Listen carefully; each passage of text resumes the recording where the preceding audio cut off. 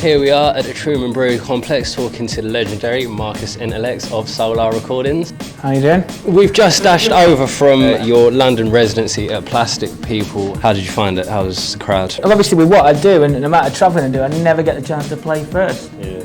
So it's a case of digging deep, just building a vibe up slowly. I like doing that, you know, and I like playing things that I might not get a chance to play at 2 o'clock in the morning. I'll play half an hour, 40 minutes of non-drum and bass, you know what I mean, just to, because that's what I'm into. Yeah. I'm not trying to rinse it out at 10 o'clock, you know what I mean? I don't try to rinse it out anyway, but that, you know what I mean, it's just like, here's a chance to do something a little bit different, warm it up, and then when drum and bass comes in, it actually lifts people anyway, it works.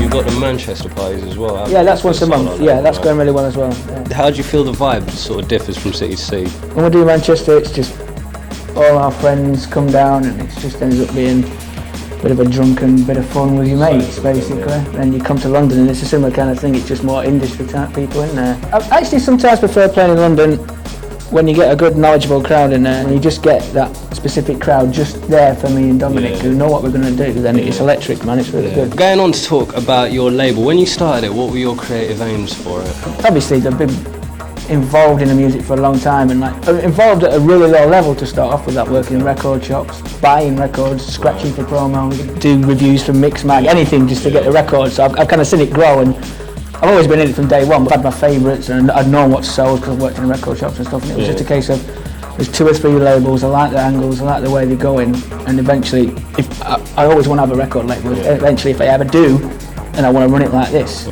Trying to be progressive, push the music forward. I want to put a record out that, if it wasn't my record label, I want to buy it. Just something that suits our taste and suits the angle of what we're trying to do. Have you got any plans for like a full-length LP? We actually had a meeting last night. We are talking about doing a mystical album. I don't think it'll mean that all 3 of us in the studio at the same time. Right. It'll probably be combinations of 2 or individual tracks. I don't want to rush it. If it's not ready by the time we've said, then we'll just delay it and make sure that we're all happy with it. But that's the project for that's a big one for 2005.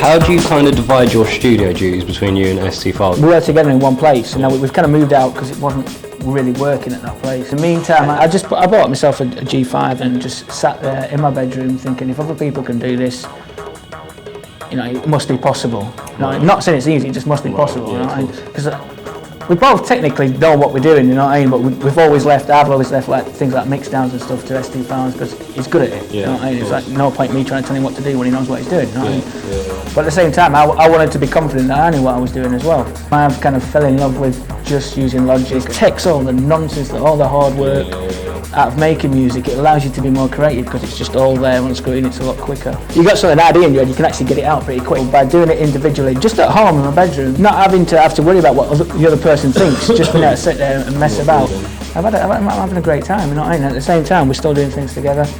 It's just better creatively. What do you think has been your biggest musical influence? Probably the early days, the beginning of the rave phenomenon, if you will, like the early house music days. Just going out and capturing this whole new thing that was happening and just sweeping the country. Especially going to places like the Hacienda, which I don't think that for me will ever be beaten as far as an atmosphere and an expectancy and just a level of enthusiasm, because to everybody it's new, you know. If you go to a club now, a lot of people who haven't been before think, yeah, that's wicked, you know what I mean? But when it was back then, nobody knew, you know what I mean? Everybody was just like, wow, what the hell is this? You know what I mean?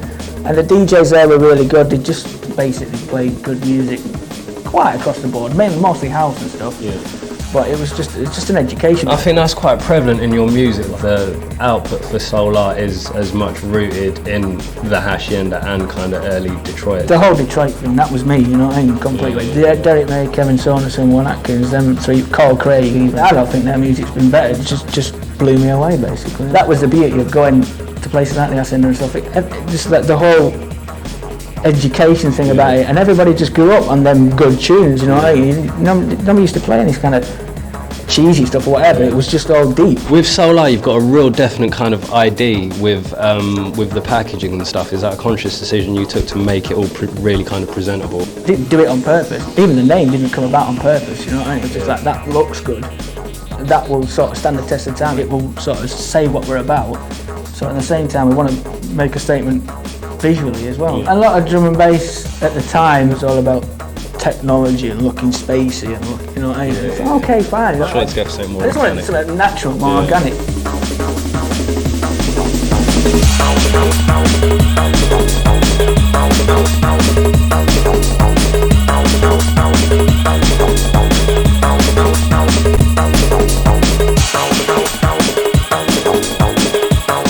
Are there any other artists that you haven't brought into the camp yet that you'd like to bring in? It's not particularly artists, I just listen to music, and if I like something, I don't care if it's bad, you know what I mean? If I want to put it out, I'll be in touch.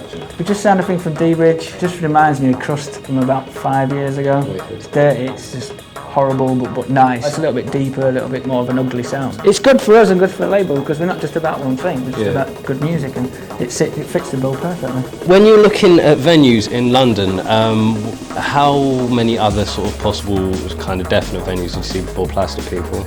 Didn't really see anywhere. We had a couple in mind. I quite like Cargo. I just wanted to do something that wasn't on the obvious drum and bass roster, and I just love Plastic People. I just love that club, and it just got to a point where it's like, if we're not going to do it there, then let's not do it. We speak a lot and we get on quite well with other Bugs crew and stuff, and we kind of all know each other and kind of respect each other musically and stuff. So I got them to have a word with a guy who runs a club, and he was cool, and it was just like people just helping us out a little bit. It's my favourite space, and it's a really good sound system. Definitely. And it's quality sound. It just needs you're to be walk clear out and it needs there to talking normally, not having to shout. Your ears aren't going to be grated, but you're going to know. You've heard every single frequency in the tunes. There's clearly. A difference between loudness and resonance, you know what I mean? That's a lot of people don't see that. The guy loves his sound, you know what I mean? He knows it back to front, you know what I mean? Which for me just couldn't ask for any more of a D&B night. For a DJ, definitely. It's been wicked talking to you, Marcus. I've had a really good time. Thank you very much. Excellent, man. Wicked. We'll do it again. This is Friction. You're watching Code of the Streets.